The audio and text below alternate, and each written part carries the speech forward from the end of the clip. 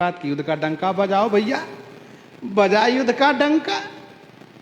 फिर सूरथ ने भी अपने उन पुत्रों सहित परिवार सैनिकों के सहित युद्ध के लिए प्रस्थान किए और श्री शत्रुघ्न जी ससैन्य युद्ध में डट गए। इन्होंने युद्ध में वह पराक्रम दिखाया कि सबको परास्त कर दिए, मूर्छित कर दिए और श्री हनुमान जी को ही बंदी बना लिए, शत्रुघ्न जी को बंदी बना लिए और कहा, उनको साथ समान रथ पर बैठा करके लेकर चले। और सूरथ ने कहा, हनुमान जी आप हनुमान जी हैं, श्री राम जी के, किशोरी जी के बड़े प्रिय भक्त हैं, पुत्रवत भक्त हैं।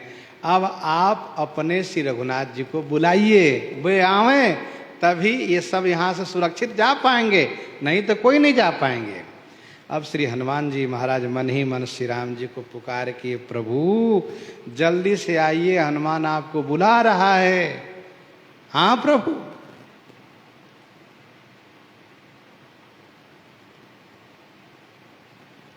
हनुमान जी महाराज की प्रार्थना पर श्री राम जी तुरंत पुष्पक विमान पर आरूढ़ होकर पहुंचे हैं। जैसे श्री राम जी पहुंचे, श्री राम जी की कृपा से सभी मूर्छित लोग सचेत हो गए, सबका बंधन छूट गया। सूरथ ने प्रणाम किया, श्री राम जी उठाकर हृदय से लगाए, उनकी भूरी भूरी प्रशंसा किए और श्री राम जी की कृपा से सूरथ के सभी प्रजाजनों ने, कुटुंबियों ने श्री राम जी को दर्शन किया। सूरथ अपने आप को धन्य मानने लगे, प्रसन्न होकर के साथ सम्मान विदा किए। यह है श्री राम भक्त सूरथ। और दूसरा है सूरथ सुधनवा, भगवान श्री कृष्ण का भक्त सूरथ। चंपकपुरी नरेश, चंपकपुरी नरेश महाराजा श्री हंसध्वज के 5 पुत्रों में से 2 पुत्र है सूरथ सुधनवा। जैमिनी भारत में इनकी कथा बहुत सरस गाई गई है, बहुत विस्तार से।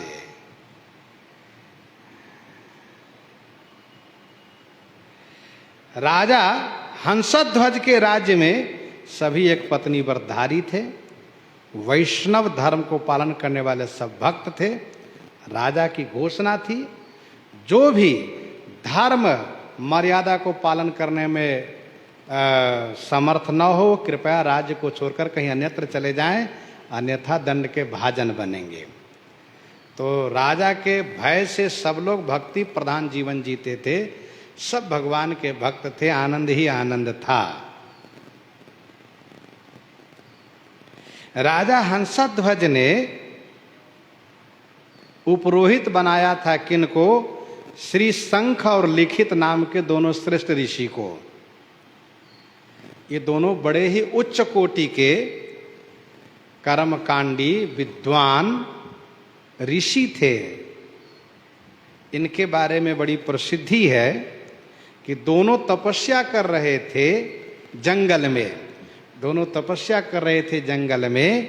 एक दिन लिखित अपने भाई शंख से मिलने के लिए गए। देखो भाई, तपस्या अकेले की जाती है, 2-4-10 लोगों के बीच में नहीं। कहूँ कहूँ सरिता तीर उदासी, बसहि ज्ञानरत मुनि सन्यासी, विविक्तवासी न सदा। तो तपस्या कर रहे थे। तो एक दिन की बात है, लिखित शंख के आश्रम पर गए। शंख कहीं बाहर गए थे, वहाँ थे नहीं आश्रम पर।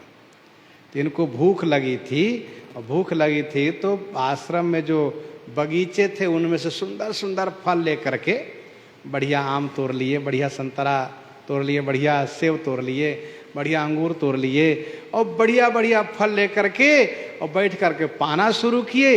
इसी बीच शंख आए। उठ करके इन्होंने वंदन प्रणाम किया। शंख ने कहा, लिखित ठीक हो? कहाँ भैया, बहुत आनंद है। तो पूछा, ये बताओ फल कहाँ से लाए? कहा, भैया ये आपके बगीचे का फल है। तो लिखित ने कहा, तुमने पूछ करके उतारा? कहा, नहीं, हमने सोचा हमारे भैया का बगिया है, तुम पूछने क्या बात है? कहा, नहीं, ये गलत बात है, ये धर्म विरुद्ध है। तुमने पूछा नहीं, इसलिए तुमसे अपराध हुआ। अब तुम जाओ राजा के पास, उनसे ये कहो कि हमसे अपराध हुआ है, हमको दंड दे, क्योंकि दंड देने का अधिकार राजा को दिया है भगवान ने। जाओ राजा के पास। अब हम लोग हो तो चिढ़ जाए, नाराज हो जाएं, लेकिन बाहरे धर्मज्ञ श्रुतज्ञ शंख ने लिखित ने जाकर के राजा सुद्युम्न को कहा, महाराज मुझसे अपराध हो गया है, मैंने बिना पूछे अपने भैया के बगिए से फल तोड़ करके खाया है। ये नियम है कि पूछना चाहिए। चहु दिशि चितई पूछी मालीगन, लगे लेन दन दल फूल मुदित मन। रावण ने यही प्रश्न हनुमान जी से पूछा कि तुम फल कैसे, किसकी आज्ञा से खाए हो? तो हनुमान जी महाराज ने कहा, मुझे जिनसे आज्ञा लेनी चाहिए थे मैंने आज्ञा ले लिया है। ये भूमि की संपदा है और पृथ्वी पुत्री श्री किशोरी जी से मैंने अनुमति ले ली है, उनसे आज्ञा लेकर के फल खाया मैंने। रघुपति चरण हृदय धरि तात मधुर फल खाऊं, खायो फल प्रभु लागी भूखा, कपि स्वभाव तो तोड़ो रूखा। रावण ने कहा, तुमने वृक्षों क्यों तोड़ा? कहा, ये तो बानर का स्वभाव है। कैसा स्वभाव क्यों लिए घूमते हो? तो हनुमान जी ने कहा, जाओ अपने दादा से पूछ लो, परदादा से, कि बानर को ऐसा स्वभाव क्यों दिए हैं। कभी स्वभाव तो तोड़ो रूखा। तो कहने का भाव ये है कि ऐसा नहीं, धर्म कहता है अपने सगे की वस्तु भी लेनी हो तो पूछ करके बता करके, ये वस्तु हम ले रहे हैं। बिना पूछे नहीं लेना चाहिए, बिना अनुमति के नहीं लेना चाहिए, कुछ नहीं छूना चाहिए, ये धर्म कहता है। तो जब लिखित ने जब राजा सुद्युम्न से कहा तो सुद्युम्न बड़े धर्म संकट में पड़ गए। इतने बड़े धर्मज्ञ ऋषि अब हमसे कह रहे दंड दीजिए। तो राजा सुद्युम्न ने कहा, महाराज लिखित, यदि दंड देने का अधिकार मुझे दिया है भगवान ने, तो क्षमा करने का भी अधिकार भगवान ने दिया है। मैं आपको क्षमा करता हूं, आप जाइए। लिखित ने कहा, नहीं नहीं महाराज, मेरे भैया शंख ने कहा है कि राजा से दंड लेकर आना, इसलिए आपको दंड देना चाहिए। मुझे दंड चाहिए, मैंने गलती की है, मुझसे अपराध बना है।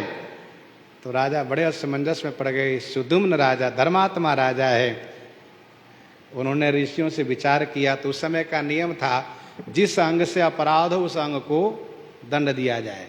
आंख ने अपराध किया तो आंख निकाल लो, हाथ ने अपराध किया तो हाथ काट लो, पाँव ने अपराध किया तो पाँव काट लो। हाथ ने अपराध किया, चूंकि हाथ ने तोड़ा है इसलिए हाथ कटवा दिए। हाथ कट जाने के बाद लिखित आए शंख के पास, का भैया मुझे दंड मिल गया, मैं बहुत खुश हूं।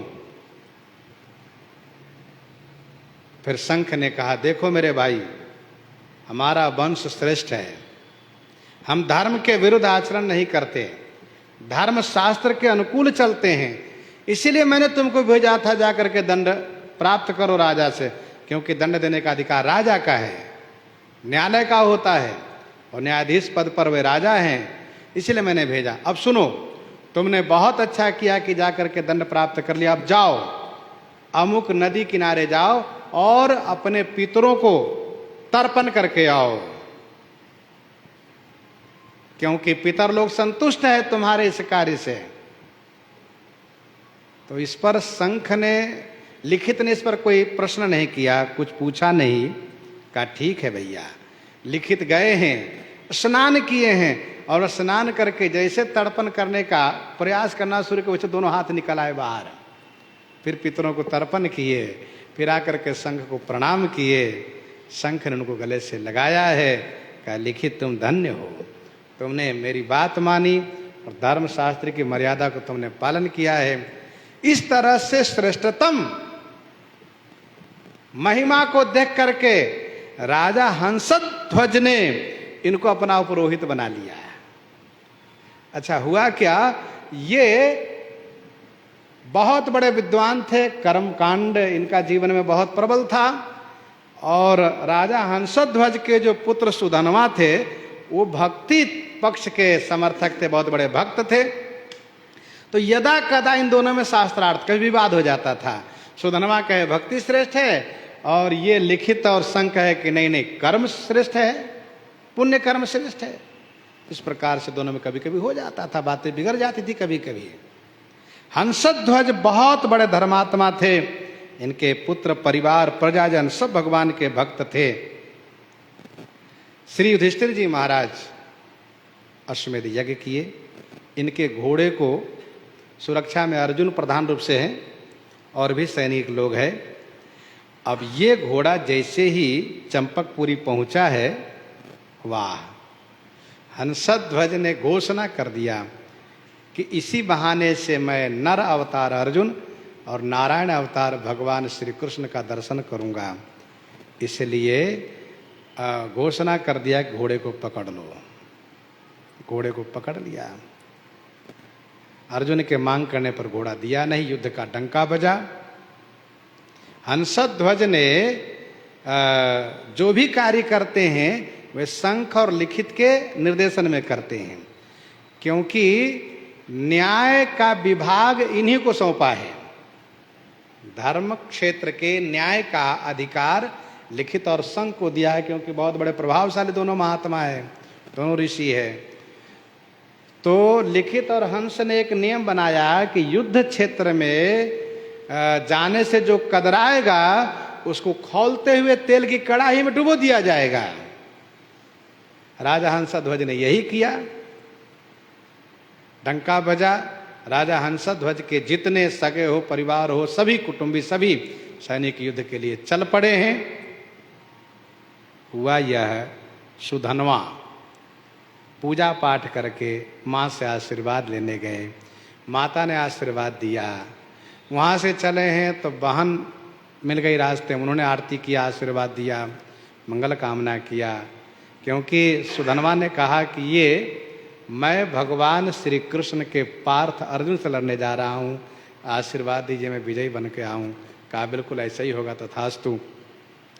अब जब चले हैं तो पत्नी से मिलने गए, तो पत्नी ने इनको आरती किया और बड़ा सम्मान किया। लेकिन पत्नी ने एक प्रस्ताव रखा, आप जा रहे हैं युद्ध में, मेरी मंगल कामना है आपके साथ, लेकिन एक आपसे निवेदन भी है कि आप युद्ध में जा रहे हैं, ये कोई जरूरी नहीं कि युद्ध में जा करके आप सकुशल लौटी आवें। इन्होंने कहा नहीं नहीं, मैं अभी जा रहा हूं और उन सबको बंदी बना के चला आऊंगा, तुरंत वापस आऊंगा, 5 बांध से सबको बांध करके सबको समेट कर आ जाऊंगा। तो पत्नी ने कहा नहीं नहीं, ऐसा नहीं समझना चाहिए, इसलिए आपसे मेरी प्रार्थना है, वंश रक्षा हेतु मुझे एक पुत्र चाहिए, बाकी आपकी इच्छा। जब उसकी पत्नी ने बार बार कहा तो इन्होंने कहा ठीक है। तो पत्नी से मिले हैं, इसके बाद स्नान आदि किए हैं, प्राणायाम करके जब युद्ध के लिए चले हैं तो चलने में इनको देरी हो गई। उधर हंसध्वज को लिखित ने कहा, शंख ने कहा, सब तो आए लेकिन आपका बेटा सुधनवा नहीं आया, ये गलत हुआ। तो तुरंत हंसध्वज ने सेनापति को भेजा कि देखो क्या कर रहा सुधनवा। तब तक सुधनवा रथारूढ़ होकर के और तुरंत पिता के सामने उपस्थित हो गए। प्रणाम किया, लेकिन पिता बड़े नाराज है। लिखित और शंख से पूछा क्या करना चाहिए, तो लिखित शंख ने ये कहा, इन्होंने नियम का खिलाफ किया है, नियम को उल्लंघन किया है, इसलिए इनको खौलते हुए तेल में आप डाल दीजिए, पुत्र मोह मत कीजिए महाराज। हंसध्वज का आदेश, हंसध्वज को आदेश प्राप्त हुआ। लिखित और शंख ने कहा यदि आप पुत्र मोह करेंगे तो मैं आपके राज्य में नहीं रहूंगा, मैं चला जाऊंगा, इसलिए आप सुधनवा को खौलते तेल में डाल दीजिए। इसका कारण यह था कि सुधनवा भक्ति का पक्ष रखते थे और शंख और लिखित कर्म का पक्ष रखते थे, दोनों में अक्सर विवाद हो जाया करता था। मौका यही है, इसलिए सोचा इनको समाप्त करवा दो। देखो भाई, विद्वता अपनी जगह है, लेकिन कहीं कहीं बड़े बड़े में भी ईर्ष्या आ जाती है, तो भक्ति पक्ष उनको अच्छा लगता नहीं था।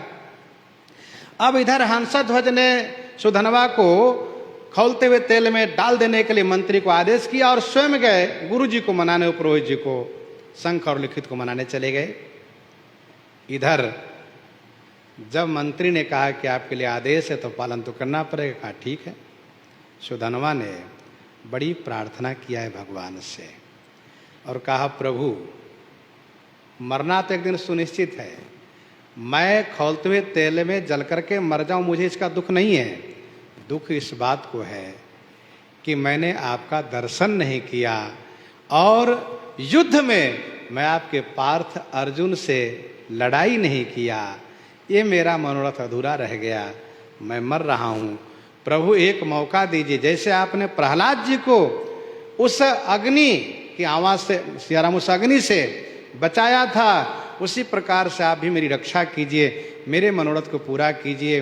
बड़ी प्रार्थना जब सुधनवा ने किया है, सुधनवा के प्रार्थना उपरांत इसके बाद मंत्रियों के आदेश से उनके खोलते हुए कड़ाह तेल के कड़ाह में डाला गया है। तो वहाँ बड़े प्रसन्नता के साथ वहाँ बैठे हैं। सुधनवा वहाँ बैठ गए खूब आराम से, उनको लगा कि बिल्कुल हम जल में बैठे हैं, आनंद कर रहे हैं और तेल उबल रहा है। इसके बाद बड़ा चमत्कार हुआ, मंत्री ने महाराज को सूचित किया, महाराज हंसध्वज आए और फिर वहीं लिखित शंख और पुरोहित जी आए, दोनों आए। तो लिखित और शंख को लगा कि लगता है तेल सही नहीं खौल रहा है, तेल सही नहीं है, इसीलिए इसको कोई ताप नहीं लग रहा है। तो उन्होंने क्या किया, एक नारियल उस कड़ाही में डाल दिया। खौलते हुए तेल में जैसे नारियल डाला वैसे नारियल दो भाग में चट से फटा और एक लिखित और एक शंख के खोपड़ी में जाकर फट से लगा। बेचारे मस्तक पर कर बैठ गए। ये तो अच्छा हुआ आंख नहीं फूटी, बच गया, खोपड़ी फट कर, खोपड़ी में चोट लग करके। इसके बाद भी संतोष नहीं हुआ, कहा सुनो ये बताओ कि कड़ाही में जाने के पूर्व इसने कोई अग्निशमन का कोई मंत्र जाप किया है, कोई तंत्र मंत्र किया है? कहा नहीं महाराज। हाँ इतना जरूरी है, भगवान का नाम ले रहे थे, हे गोविंद हे मुरारी, इस प्रकार से भगवान का नाम ले रहे थे, श्री कृष्ण गोविंद हरे मुरारे, हे नाथ नारायण वासुदेवा, भगवान का नाम ले रहे थे। अच्छा,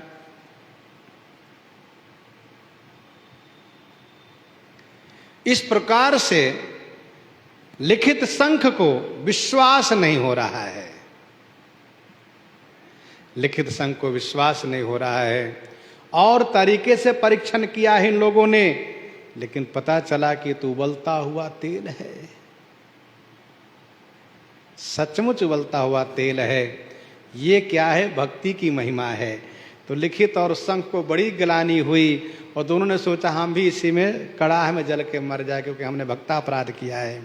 लेकिन जैसे उसमें गए वैसे इन दोनों के लिए भी तेल ठंडाई पानी जैसे हो गया। तो फिर इसके बाद, क्योंकि और परीक्षण में तेल का परीक्षण हो चुका है, उबलता हुआ तेल है, यदि जो जाएगा जल जाएगा। फिर सुधनवा को गले से लगाया है, बाहर निकाले हैं और फिर इसके बाद पिताजी से मिलवाए हैं, बड़े प्रसन्न हुए हैं और प्रसन्नता पूर्वक फिर इसके बाद सुधनवा बड़े खुश हुए कि जय हो, मेरा मनोरथ पूरा हो प्रभु, मैं युद्ध करूंगा। युद्ध में गए हैं। सुधनवा ने ललकारा अर्जुन को, अर्जुन ने इनके ललकार को स्वीकार किया। अर्जुन ने कहा तुम्हारे, मैं 3 बाणों से तुम्हारे सिर को काट दूंगा। तो इन्होंने भी प्रतिज्ञा कर ली कि तीनों बाण को मैं तोड़ दूंगा। दोनों ने अपने अपने धर्म का बल का सहारा लिया। भगवान श्री कृष्ण आ गए अर्जुन को बचाने में। भगवान श्री कृष्ण अपना पुण्य लगा लगा करके सुधनवा के बाण को निरर्थक करते गए, निरर्थक करते गए। अर्जुन के बाण को सार्थक करने के लिए तो सुधनवा के उपाय को निरर्थक करते गए। इस प्रकार से जब हुआ, क्योंकि सुधनवा की प्रतिज्ञा है कि मैं सिर काट लूंगा, उधर अर्जुन की प्रतिज्ञा मैं भी सिर काट लूंगा। इस प्रकार से सुधनवा के बाण को जब श्री कृष्ण ने रोका है तो बाण तो टूट गया। अर्जुन ने प्रतिज्ञा किया था, ध्यान दीजिएगा थोड़ा गलत हो गया है, बाण था सुधनवा का, इसीलिए श्री कृष्ण उनके बाण से बचाते थे अर्जुन को। और जब अर्जुन को बचाते थे तो अंतिम तीसरे बाण को जब उसने चलाया सुधनवा ने, तो श्री अर्जुन के प्रभाव से बाण तो टूट गया, बाण तो खंडित हो गया, लेकिन अर्जुन का भी प्रण है, इसीलिए अर्जुन के प्रण के अनुसार खंडित बाण से सुधनवा का गला कट गया, गला कट गया और उस सिर आकर श्री कृष्ण के चरण में गिरा।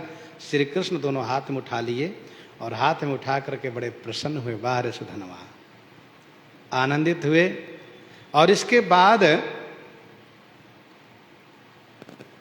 वह सिर भगवान श्री कृष्ण भगवान शंकर के पास फेंक दिए। भगवान शंकर ने उनको माला में बना करके पिरो लिया। तो ये कथा है कि भगवान शंकर के गले में जो मुंड माला है वो सुधनवा के सिर की माला है, ये भी बात कही जाती है। इस घटनाक्रम के बाद जो सुधनवा के भैया सूरत नाराज हो गए, आ गए युद्ध में। कहा सुनिए, अर्जुन से कहा और श्री कृष्ण से कहा सुनिए प्रभु, आपने गलत किया कि मेरे भाई को मरवा दिया, लेकिन अब आप देखिए कब तक बचाइएगा अर्जुन को। अब मैं नहीं बचने दूंगा, मैं मार डालूंगा इसको। बड़ा भयानक युद्ध हुआ और उस युद्ध में भी प्रतिज्ञा की गई। इसके बाद अर्जुन के द्वारा सूरत का भी सिर छेदन हुआ और उसका सिर जब छेदन हुआ तो भी भगवान श्री कृष्ण के चरण में गिरा। भगवान श्री कृष्ण ने उस सिर को तीर्थराज प्रयाग में छोड़वाया। कहा इस सिर से तीर्थराज प्रयाग भी पावन हो जाएगा। एक दोहा बहुत प्रसिद्ध है, सूरत शीस गरुड़ ही दियो। सूरत के सिर को गरुड़ जी को दिया भगवान श्री कृष्ण ने। कहा तीर्थराज प्रयाग में जाकर छोड़ दीजिए, पावन हो जाएगा तीर्थराज। सूरत शीस गरुड़ ही दियो, फेंको जाए प्रयाग, शिव निज माला में धर्यो, जानी वीर बड़ भाग, जानी वीर बड़ भाग। सूरत सुधनवा जू को जो सो दोष के करत मरे, शंख यो लिखित विप्र भयो मैलो मन को। ये शंख लिखित भयो मैलो मन को, ये मन के मैला थे। स्वामी प्रियादास जी स्पष्ट कह रहे हैं। और इन्हीं के साथ आज सीताराम सीताराम सीताराम सीताराम सीता